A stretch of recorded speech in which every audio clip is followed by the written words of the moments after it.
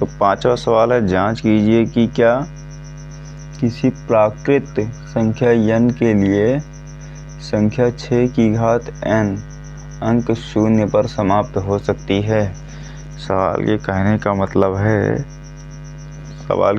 मतलब है कि 6 की घात n बराबर अगर 1 ले लो तो 6 की घात 1 होने पर क्या ये संख्या शून्य पर समाप्त हो रही है, जैसे इकाई का अंक इसका शून्य आ रहा है या नहीं। तो आप यहाँ पर देखेंगे, अगर 6 की घात 1 लिए, मान लिया n बराबर 1 है, तो 6 की घात 1 हुआ तो क्या ये शून्य पर समाप्त हो रहा है? नहीं, 6 की घात 1 बराबर 6 होगा। अगर n बराबर हम 0 ले लें तो 6 की घात 0 होगी। तो जब किसी संख्या की घात 0 होती है तो उसका मान 1 होता है। अगर इसकी घात 6 की घात हम 2 ले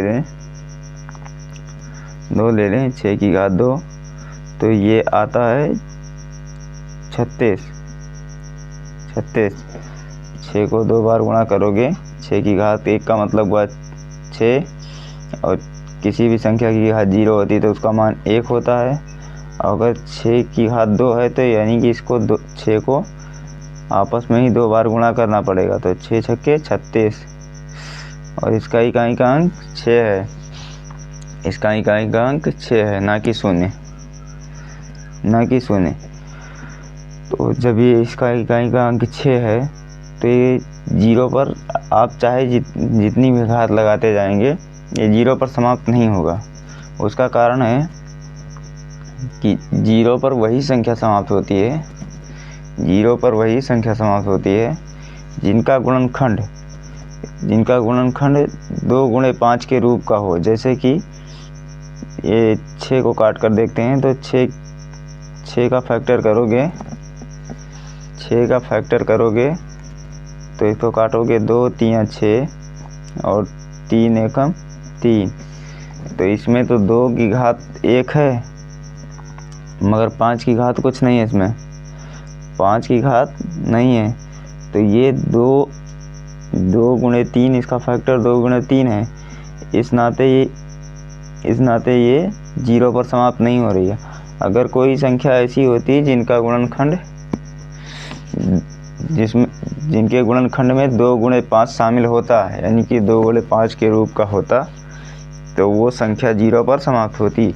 जैसे कि हम ले लेते हैं 2 गुणे 5 को ले लेते हैं, तो 2 पंचे 10, 5 50, या 2 और ले लेते हैं 50 गुना 100, कोई भी ले लोगे, या इसमें 3 और ऐड कर लेते हैं।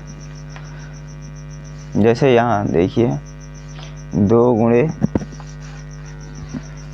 गुणे 5 गुणे 3, इन्हें इतना हो गया, 2 पंचे 10, 3 30।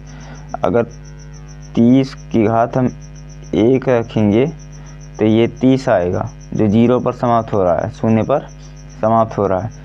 30 की घात अगर हम 2 लेंगे तो ये 900 आएगा, जो शून्य पर समाप्त हो रहा है। तो क्यों समाप्त हो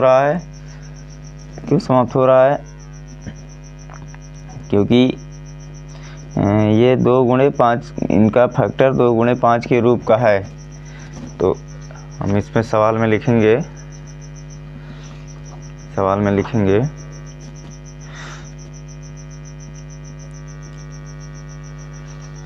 सवाल को सिद्ध करने के लिए लिखेंगे, पहले इनका फैक्टर करके लिखेंगे।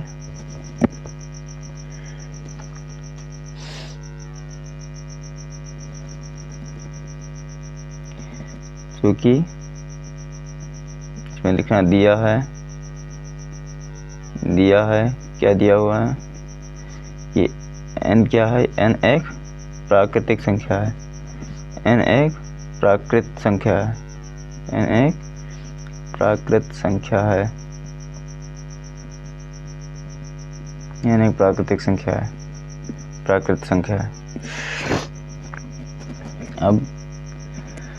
अब n को लिखते हैं, एक किसके रूप का है, 2 गुणे तो यहाँ लिखना कि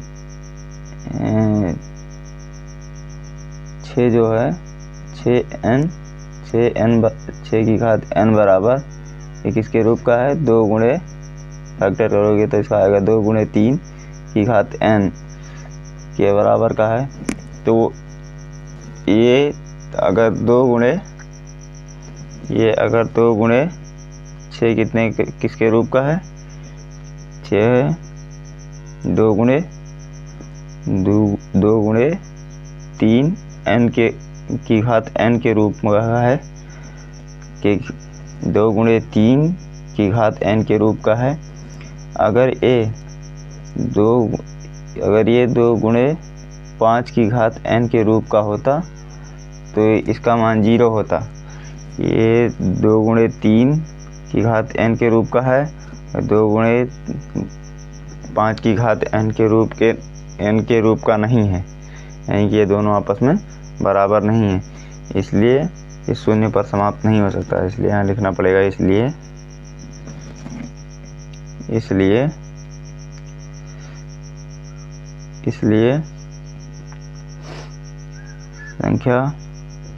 संख्या 6 की घात n शून्य पर समाप्त नहीं हो सकती,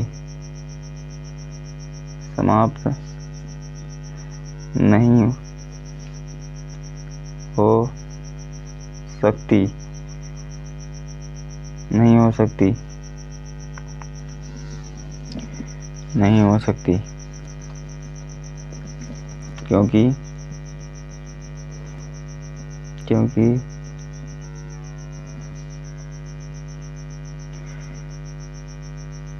6 की घात n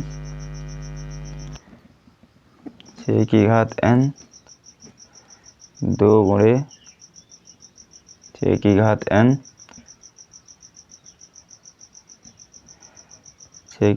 n 2 गुणे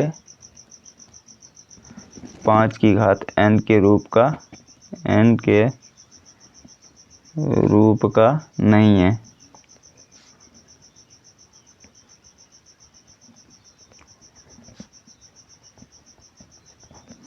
फाइनली यही अपना आंसर होगा, इसमें यही लिखना पड़ेगा। अर्थात कहने का मतलब ये है कि जिसका फैक्टर 2 गुणे 5 के रूप का होगा, वही संख्या शून्य पर समाप्त होगी, बाकी कोई संख्याएं शून्य पर समाप्त नहीं होंगी। आई होप कि इतनी बातें आपको समझ में आई होंगी।